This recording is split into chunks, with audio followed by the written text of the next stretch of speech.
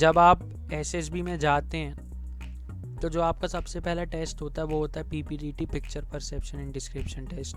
तो इस टेस्ट में क्या होता है कि आपको एक फ़ोटो दिखाई जाती है, आपको उस फोटो के ऊपर स्टोरी लिखना होता है, और उसके बाद जब पीपीडीटी ख़त्म हो जाता है तो उसके बाद एक ग्रुप डिस्कशन होता है। उस ग्रुप डिस्कशन में आपको अपनी स्टोरी नरेट करना होता है, और वहाँ पे जितने भी 15 से 20 बच्चे होते हैं उनकी सबकी स्टोरी में से कोई एक अच्छी स्टोरी जो लॉजिकल होती है हर तरीके से, उसको कंक्लूड किया जाता है। तो अगर आपको पीपीडीटी को लेके कोई भी डाउट्स हैं या कोई भी कन्फ्यूजन्स है तो आप इस वीडियो को पूरा देखेंगे तो आपको सब समझ में आ जाएगा। तो इस वीडियो को पूरा देखें। तो अब अगला क्वेश्चन ये आता है कि पीपीडीटी होता क्या है। तो पीपीडीटी को हम पिक्चर परसेप्शन डिस्क्रिप्शन टेस्ट भी कहते हैं।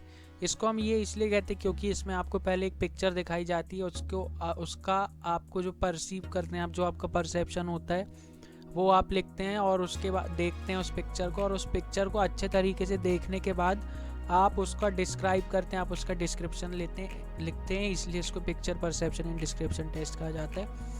अब इस टेस्ट में आपको एक स्टोरी दिखाई जाएगी 30 सेकंड के लिए। 30 सेकंड के लिए कोई भी एक प्रोजेक्टर में आपको एक स्टोरी दिखाई जाएगी। उसके ऊपर आपको पहले तो देख लेना है 30 सेकंड में कि आपको क्या है उस फोटो में, हर एक चीज़ देख लेना है, हर एक कैरेक्टर। उसके बाद 4 मिनट में आपको उसके ऊपर स्टोरी लिखना है। स्टोरी कैसी होनी चाहिए वो आगे की स्लाइड्स में हम आपको बताएंगे।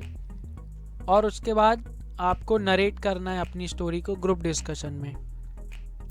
अब इसको करते कैसे, ये होता कैसे, तो आपको सबसे पहले तो एक फ़ोटो दिखाई जाएगी कोई भी प्रोजेक्टर पे।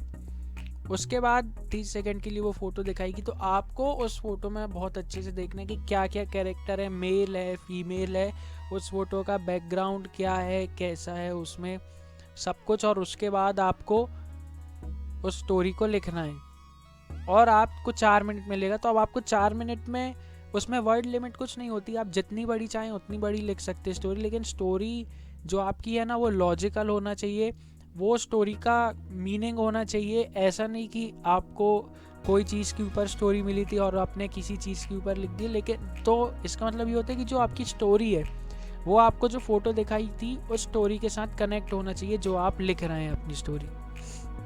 अब आपको लिखना कैसे, सबसे पहले आपको पॉइंट टू पॉइंट लिखना। Point two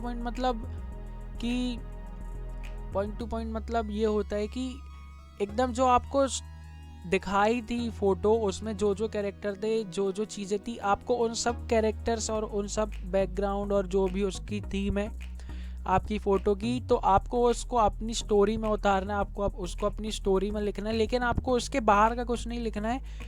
the story should be precise, that means your story should be point to point written. तो इसका मतलब ये होता है, मतलब उसका कुछ लॉजिक होना चाहिए, उसका कनेक्शन बनना चाहिए आपके जो आपने लिखे हैं डिस्क्रिप्शन का और उसका जो इमेज का। उसके बाद आपकी प्रैक्टिकल अप्रोच होना चाहिए। प्रैक्टिकल अप्रोच मतलब कि आप अगर उस स्टोरी में जो भी कैरेक्टर है उनकी जगह होते तो आप क्या करते। अब आपकी जो स्टोरी होना चाहिए, तो अब आपको जैसे उसमें कोई स्टोरी में जैसे कुछ सिचुएशन आ गई है तो आप उसको सॉल्व करने के लिए स्टोरी लिख रहे हैं, तो आपकी सबसे पहले तो प्रैक्टिकल अप्रोच होना चाहिए। मतलब आपको ये सोच के लिखना कि आप ही वहाँ पे स्टोरी में आपको ही वो प्रॉब्लम सॉल्व करना है। और उसके बाद जैसे ही आपका वो प्रॉब्लम का सॉल्यूशन निकल आता है तो आपको कुछ इस प्रकार से उसका सॉल्यूशन निकालना है कि सिर्फ आपको ही नहीं, आगे जाके उस चीज़ से किसी को भी दिक्कत नहीं हो, या अगर कोई चीज़ ऐसा रिसोर्स है उसमें या ऐसा कुछ थीम है तो आगे जाके वो चीज़ सबको काम पड़े। तो आपको इस अप्रोच से स्टोरी लिखना है। आपको हमेशा पॉजिटिव अप्रोच से लिखना है, कभी भी नेगेटिव अप्रोच से नहीं लिखना। नेगेटिविटी आपकी स्टोरी में कहीं भी नहीं दिखना चाहिए। अब उसके बाद ग्रुप डिस्कशन होगा, ठीक है। 15 से 20 बच्चों का ग्रुप डिस्कशन होगा जब आप स्टोरी लिख लेंगे अपनी। तो स्टोरी में, ग्रुप डिस्कशन में आपको अपनी स्टोरी नरेट करने के लिए 1 मिनट मिलेगा। तो 1 मिनट में आपको अपनी स्टोरी बहुत अच्छे से नरेट कर देना है। आपको सारे कैरेक्टर्स पहले स्टोरी में अपनी लिखना है। उसके बाद आपको सब कुछ बताना है कि क्या थीम थी। उसके बाद आपको बताना है कि वो स्टोरी में हो क्या रहा था।